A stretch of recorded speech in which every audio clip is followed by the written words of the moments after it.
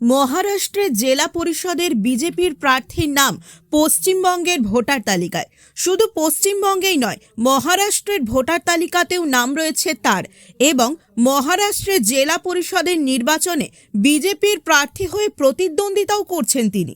আপ্পা ব্রুংলে স্ত্রী উজালা ব্রুংলে মহারাষ্ট্রের স্থায়ী বাসিন্দা, যদিও কর্মসূত্রে গত কয়েক বছর ধরে বীরভূমের দুবরাজপুরে থাকেন। তবে 2026 সালে মহারাষ্ট্রে জেলা পরিষদের নির্বাচনে উজালা ব্রুংলেকে প্রার্থী করেছে বিজেপি।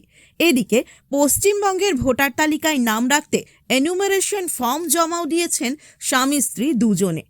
এই খবর সামনে আসতেই অভিযোগ করেছে তৃণমূলের অভিযোগ, রাজনৈতিক ফায়দা লুটতে এসআইআর প্রক্রিয়া।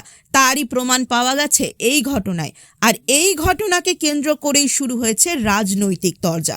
কি বলছে তৃণমূল ও বিজেপি, আসুন শুনি। দেখুন, আমরা তো প্রত্যেকেই জানি যে বাঙালিরা যেটা আজ ভাবে বাকিরা সেটা দুদিন পর ভাবে। আমাদের মাননীয় অভিষেক বন্দ্যোপাধ্যায় কিছুদিন আগে আমাদেরকে সবাইকে বুঝিয়ে দিয়েছিলেন যে এমনি কিছু একটা ঘটবে, যে বাইরে থেকে অনেকে আসবেন এবং এখানে তারা নিজেদের ভোটার করাবে এবং তাতে আমাদের ভোটের কোনো এফেক্ট ফেলাতে চেষ্টা করবে। তেমনি এটা দেখতে পাওয়া গেল। আজ আমার ওয়ার্ডে এমনি একটা জিনিস ঘটেছে। একজন ক্যান্ডিডেট নাম উজালা বুরুঙ্কুলে নামটা, হ্যাঁ।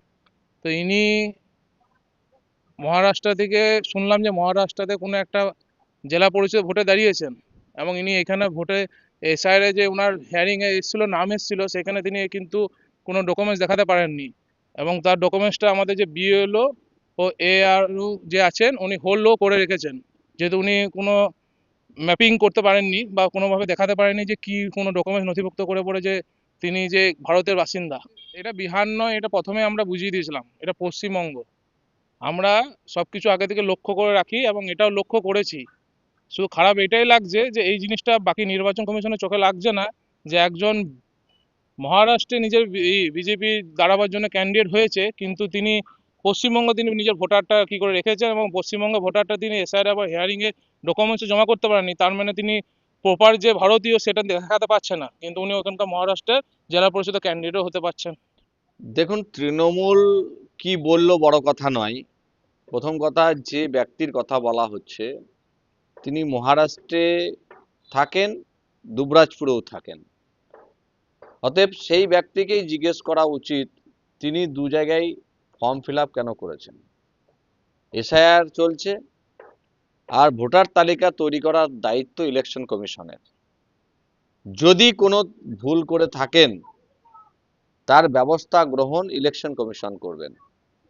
ভারতীয় জনতা পার্টি আমরা স্বচ্ছ ভোটার তালিকা তৈরি করার জন্য সংকল্পবদ্ধ এবং আমরা সমর্থন করি। তৃণমূল কোনো ইস্যু পাচ্ছে না বলার জন্য, তাই তারা রাজনৈতিকভাবে বিজেপির ঘাড়ে চাপিয়ে দেওয়ার চেষ্টা করা হচ্ছে। যে ব্যক্তিটার সম্পর্কে বলা হচ্ছে, আমাদের এখানে কোনো ধরনের তাদের সাথে দূর দূর পর্যন্ত কোনো সম্পর্কই নেই।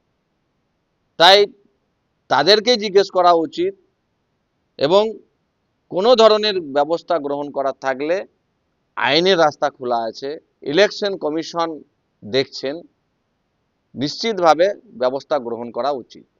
কিন্তু উজালা বললো তিনি তো বিজেপি প্রতিনিধি হিসেবেই প্রতিনিধিত্ব করতেন, মানে ক্যান্ডিডেট হিসেবে প্রতিনিধিত্ব করতেন। দেখুন, মহারাষ্ট্রে বিজেপি করছেন, দুবরাজপুরে তো বিজেপি করছেন না। যদি দু জায়গায় নাম থাকে, ইলেকশন কমিশনের উচিত ব্যবস্থা গ্রহণ করা। আমরা সবসময় চাই স্বচ্ছ ভোটার তালিকা তৈরি হবে এবং কোনো অন্যায়কে ভারতীয় জনতা পার্টি সমর্থন করে না। যাকে ঘিরে এই বিতর্ক, কি বলছেন উজালা ব্রুংলের স্বামী আপ্পা ব্রুংলে, শুনুন। আপনি কোথাকার বাসিন্দা? আমি মহারাষ্ট্রের বাসিন্দা, এখানে ব্যবসায় ক্ষেত্রে এসেছি। আপনি কি এখানে স্থায়ীভাবে বাস করেন? স্থায়ীভাবে তো বাস করছি। এখানে কি আপনার ভোটার তালিকায় নাম উঠেছে? হ্যাঁ, উঠেছে 2 বছর আগে। তাহলে মহারাষ্ট্রে আপনার নাম রয়েছে, আপনি মহারাষ্ট্রের বাসিন্দা, মহারাষ্ট্রে আপনাদের নাম রয়েছে। মহারাষ্ট্রে আমার আগের থেকে ভোটার লিস্টের নাম ছিল, এখানে 2 বছর হয়েছে ভোটার লিস্ট করেছি।